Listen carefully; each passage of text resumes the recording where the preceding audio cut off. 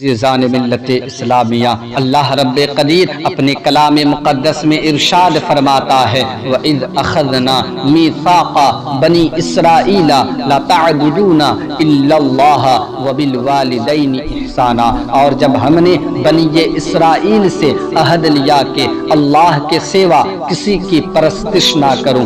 عزیزان ملت اسلامیہ، ان آیات بینات میں اللہ تبارک و تعالی نے اپنی عبادت کے بعد، اپنی ریاضت کے بعد والدین کے ساتھ حسن سلوک کا ذکر فرمایا ہے۔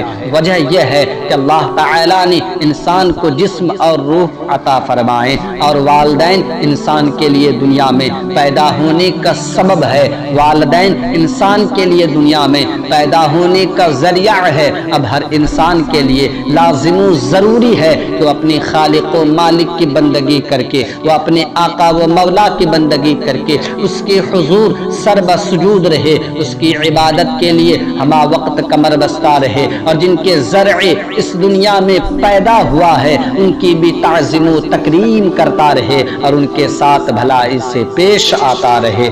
عزیزان ملت اسلامیہ، حسن سلوک کا حقدار کون ہے؟ مشکات شریف میں ہے کہ ایک شخص نے نبی اکرم صلی اللہ علیہ وسلم کی خدمت اقدس میں حاضر ہو کر عرض کیا، یا رسول اللہ صلی اللہ علیہ وسلم من احق بحسن صحابتی، یا رسول اللہ صلی اللہ تعالی علیہ وسلم میرے حسن سلوک کا سب سے زیادہ حقدار کون ہے؟ حضور قرنور شافع یوم محشر نبی آخر الزمان صلی اللہ تعالی علیہ وسلم نے اپنے اس غلام کا سوال سن کر فرمایا، ام کا تیری ماں؟ اس نے پھر عرض کیا، پھر کون؟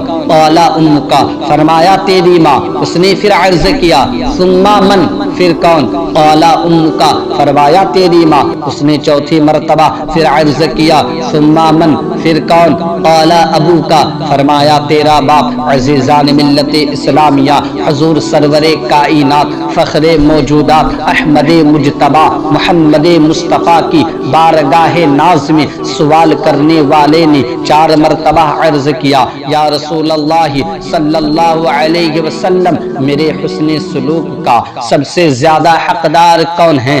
آپ نے اس کے جواب میں 3 مرتبہ فرمایا، تیرے حسن سلوک کی سب سے زیادہ حقدار تیری والدہ ہے، تیرے حسن سلوک کی زیادہ حقدار تیری والدہ ہے، تیرے حسن سلوک کی زیادہ حقدار تیری ماں ہے، اور چوتھی دفعہ فرمایا تیرا والد۔ اس فرمان نبوت سے، اس فرمان مصطفیٰ سے معلوم ہوا، پتا چلا کہ والدہ کا حق اولاد پر والد سے زیادہ ہے، اور قرآن حکیم میں بھی ارشاد ہے، وَوَصَّيْنَا الْإِنسَانَ بِوَالِدَيْهِ حَمَلَتْهُ أُمُّهُ وَهْنًا عَلَى وَهْنٍ، اور ہم نے آدمی کو اس کے والدین کے بارے میں تاکید فرمائی، اس کی ماں نے اسے پیٹ میں رکھا اور کمزوری پر کمزوری جھیلتے ہوئے، وَوَصَّيْنَا الْإِنسَانَ بِوَالِدَيْهِ إِحْسَانًا حَمَلَتْهُ أُمُّهُ كُرْهًا وَوَضَعَتْهُ كُرْهًا، اور ہم نے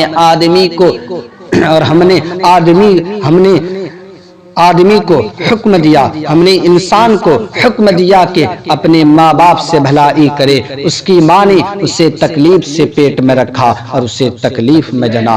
عزیزان ملت اسلامیہ، ان دونوں آیات بینات میں اللہ رب قدیر کا ارشاد گرامی ہے کہ ہم نے آدمی کو اس بات کی تاکید فرمائی ہے کہ وہ اپنے والدین کے ساتھ نیکی اور بھلائی کرے، خصوصی طور پر والدہ کے ساتھ، اس لیے کہ اولاد کی پرورش میں سب سے زیادہ والدہ ہی کو مشقت و برداشت کرنا ہوتی ہے۔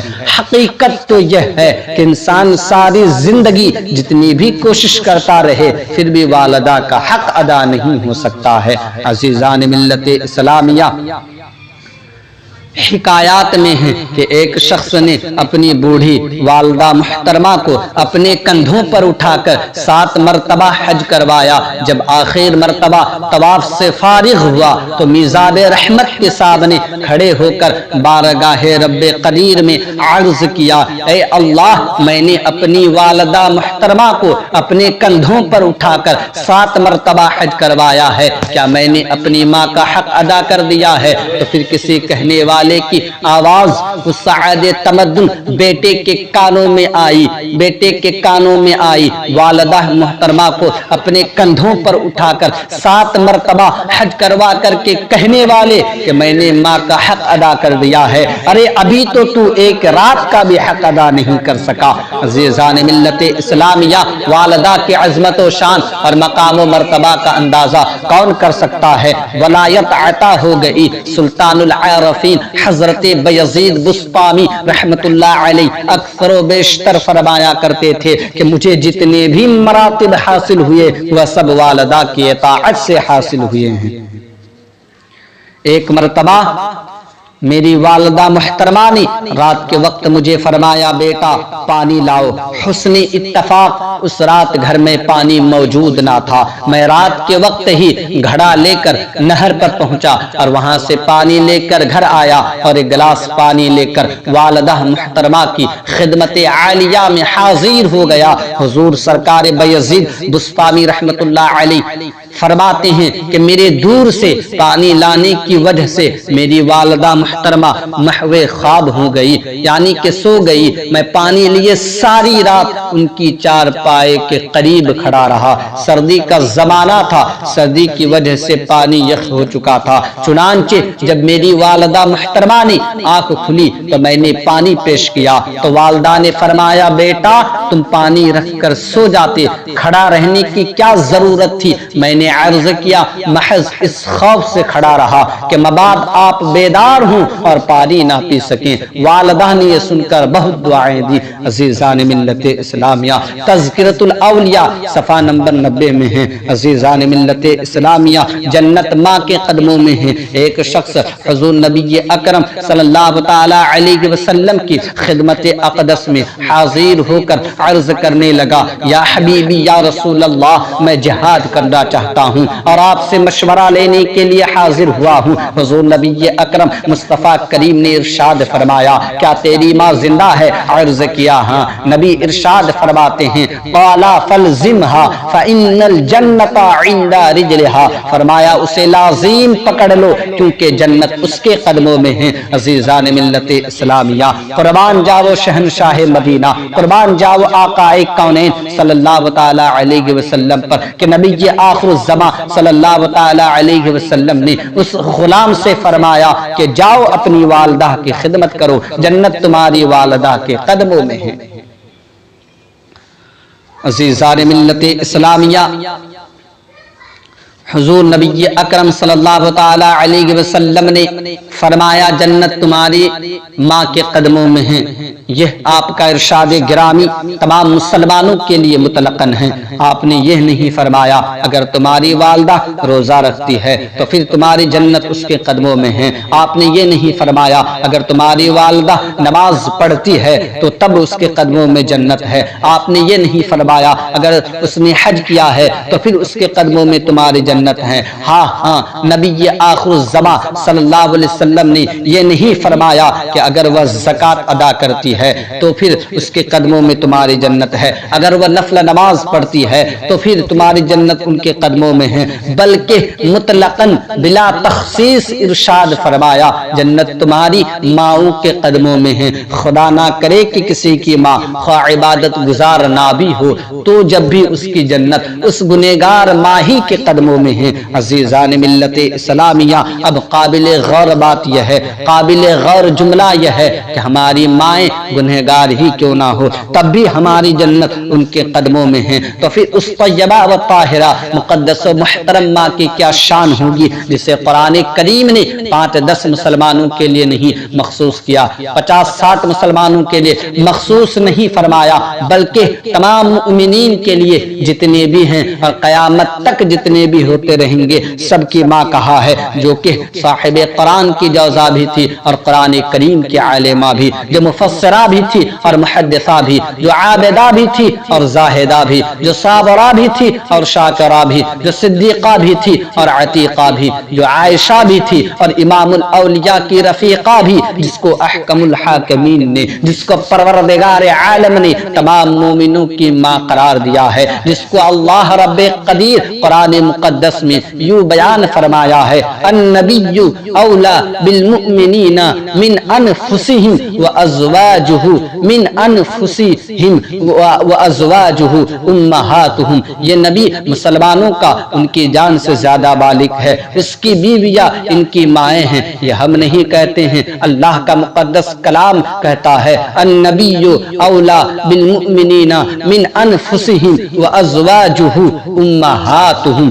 یہ نبی مسلمانوں کا ان کی جان سے زیادہ پیارا ہے، اس کی بیویاں ان کی مائیں ہیں۔ عزیزان ملت اسلامیہ، اور جو شخص حضور تاجدار مدینہ صلی اللہ تعالی علیہ وسلم کی تمام ازواج مطہرات مومنوں کی مائیں ہیں، ارشاد ربانی کے مطابق، فرمان الہی کے مطابق اب جو مومن ہیں حضرت سیدہ عائشہ صدیقہ رضی اللہ تعالی عنہا اس کی ماں ہیں، اور جو شخص ام المؤمنین حضرت عائشہ صدیقہ رضی اللہ تعالی عنہا کو اپنی ماں تسلیم نہیں کرتا، اپنی ماں نہیں سمجھتا ہے، وہ مومن نہیں ہے۔ حضرت ام المؤمنین سیدہ عائشہ صدیقہ رضی اللہ تعالی عنہا تمام مومنوں کی ماں ہیں، اور ماں کے قدموں تلے جنت ہے۔ اگر کوئی اپنی بے نمازی ماں کا بھی بے ادب اور گستاخ جنت میں نہیں جا سکتا، تو جو ام المؤمنین کا بے ادب اور گستاخ ہو وہ کیسے جنت میں جائے گا؟ عزیزان ملت اسلامیہ، والدین کا حق حضور نبی اکرم صلی اللہ تعالی علیہ وسلم سے عرض کیا گیا، ما حق الوالدین علی ولدہما، والدین کا اپنی اولاد پر کیا حق ہے؟ حضور نبی کریم رؤوف الرحیم علیہ الصلاۃ والتسلیم نے فرمایا، ہما جنتک و نارک، وہ دونوں تیری جنت اور آگ ہے، یعنی اگر تو اپنی والدین کی خدمت کرے گا تو جنت میں چلا جائے گا، اگر انہیں ناراض کرے گا تو دوزخ میں ڈالا جائے گا۔ ایک اور جگہ فرمان نبوت صلی اللہ تعالی علیہ وسلم ہے، مصطفیٰ کریم ارشاد فرماتے ہیں، رب کی رضا باپ کی رضامندی میں ہے اور رب کی ناراضگی باپ کی ناراضگی میں ہے۔ اس فرمان رسول صلی اللہ تعالی علیہ وسلم سے معلوم ہوا، پتا چلا کہ جو اللہ تعالی کو راضی کرنا چاہتا ہے وہ اپنے والد کو راضی کرے۔ عزیزان ملت اسلامی، مومین کو والدین کی خدمت سے رب تبارک و تعالی کی رضا حاصل ہو جاتی ہے، رب تبارک و تعالی کی رضا مل جاتی ہے، اور جسے اللہ تبارک و تعالی کی خوشنودی حاصل ہو جائے اسے جنت مل جاتی ہے۔ خصوصی طور پر جو اپنے ماں باپ کا بڑھاپا پائے اور ان کی خدمت کر کے جنت نہ حاصل کر لے، اس جیسا بدنصیب اور کون ہو سکتا ہے؟ والدین کا بڑھاپا، حضرت سیدنا ابو ہریرہ رضی اللہ تعالی عنہ سے روایت ہے کہ حضور نبی کریم مصطفیٰ صلی اللہ علیہ وسلم نے ارشاد فرمایا، خاک آلود ہو اس کی ناک، خاک آلود ہو اس کی ناک، اس کی ناک خاک آلود ہو۔ عرض کیا گیا کس شخص کی؟ مصطفیٰ فرماتے ہیں اس کی جو اپنے والدین کو بڑھاپے کی حالت میں پائے، ایک کو یا دونوں کو، پھر جنت میں نہ چلا جائے۔ عزیزان ملت اسلامیہ، قرآن کریم اور احادیث مبارکہ نے والدین کی خدمت بالخصوص بوڑھے ماں باپ کے ساتھ حسن سلوک کرنے کو بڑی اہمیت دی گئی ہے۔ وجہ اس کی یہ ہے کہ ضعیف العمری میں بھی بوڑھے ماں باپ بسا اوقات ایسے بھی باتیں کرتے ہیں جنہیں نوجوان حضرات برداشت نہیں کرتے، اور ماں باپ کی بے ادبی اور گستاخی کے گناہ کے مرتکب ہو جاتے ہیں۔ تو پھر رب تبارک و تعالی نے فرمایا، لوگوں خبردار، بوڑھے والدین کے سامنے اف بھی نہ کرنا۔ عزیزان ملت اسلامیہ، حکایات میں ہیں کہ ایک نوعمر بچے نے دیوار پر ایک کوا بیٹھا ہوا دیکھا، اپنے والد سے کہنے لگا اے ابا جان، وہ دیوار پر جو پرندہ بیٹھا ہے اس کا نام کیا ہے؟ باپ نے کہا بیٹا وہ کوا ہے۔ بیٹا کہنے لگا ابا حضور وہ دیوار پر کوا بیٹھا ہے۔ باپ نے کہا ہاں بیٹا وہ کوا ہے۔ بیٹے نے پھر کہا ابا جان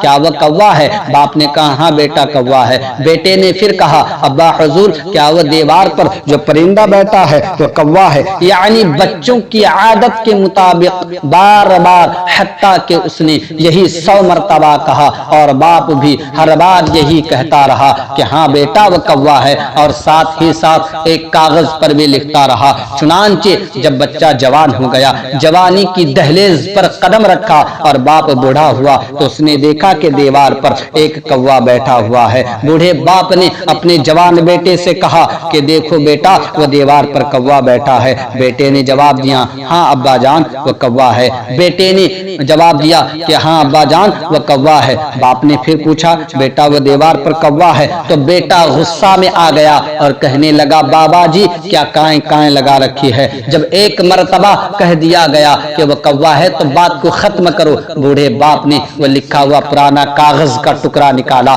اور کہا بیٹا اسے پڑھو، تم نے بچپن میں 100 مرتبہ کہا تھا کہ ابا جان وہ کوا ہے، میں نے ہر بار بڑی محبت سے جواب دیا تھا کہ ہاں بیٹا وہ کوا ہے، بڑی محبت سے جواب دیا تھا کہ ہاں بیٹا وہ کوا ہے، اور جب میری باری آئی تو تو دوسری مرتبہ ہی برہم ہو گئے، دوسری مرتبہ ہی خفا ہو گئے۔ عزیزان ملت اسلامیہ، اس واقعہ اس حکایات کو پیش کرنے کا مطلب یہ ہے، مقصد یہ ہے کہ جب بچپن میں والدین اپنی اولاد کے ساتھ، ماں باپ اپنی اولاد کے ساتھ اتنی شفقت و محبت کرتے ہیں، ان کے کھانے پینے اور پہننے کا خیال رکھتے ہیں، تو اولاد کو بھی چاہیے کہ وہ بوڑھے ماں باپ کو اپنے اوپر بوجھ نہ سمجھے، بلکہ ان کی خدمت اپنی سعادت مندی تصور کریں اور سوچیں کہ اگر آج یہ بوڑھے ہیں تو کل ہم بھی بوڑھے ہوں گے، اگر آج ہم ان کی خدمت کریں گے تو کل ہماری اولاد بھی ہماری خدمت کرے گی۔ عزیزان ملت اسلامیہ، حضور نبی اکرم صلی اللہ تعالی علیہ وسلم ارشاد فرماتے ہیں کہ جو بچہ اپنے والدین کی طرف ایک دفعہ نظر محبت سے دیکھے تو اللہ تبارک و تعالی اس کے عوض میں ایک حج مقبول کا ثواب لکھتا ہے۔ سبحان اللہ۔ عرض کیا گیا اگرچہ دین میں 100 مرتبہ دیکھے، فرمایا ہاں چاہے 100 مرتبہ دیکھے، اللہ سب سے بڑا اور سب سے اعلیٰ ہے۔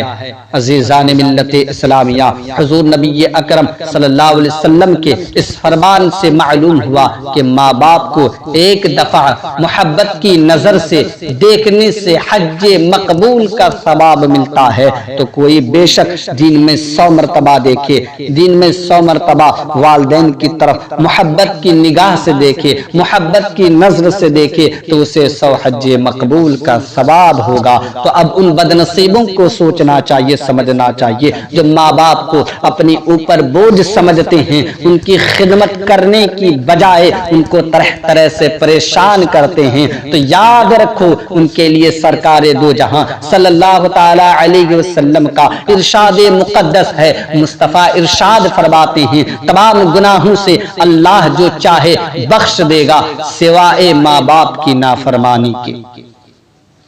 اس شخص کے لیے موت سے پہلی ہی زندگی میں ہی سزا دے دیتا ہے۔ عزیزان ملت اسلامیہ، اس حدیث شریف سے معلوم ہوا، اس پیغام مصطفیٰ سے پتہ چلا کہ اللہ تبارک و تعالی جس گناہ کو چاہے معاف فرما دے، مگر والدین کے بے ادب اور گستاخ کے لیے معافی نہیں، بلکہ وہ اس گناہ کی سزا دنیا کی زندگی میں بھی پائے گا اور آخرت کی زندگی میں بھی ملے گا۔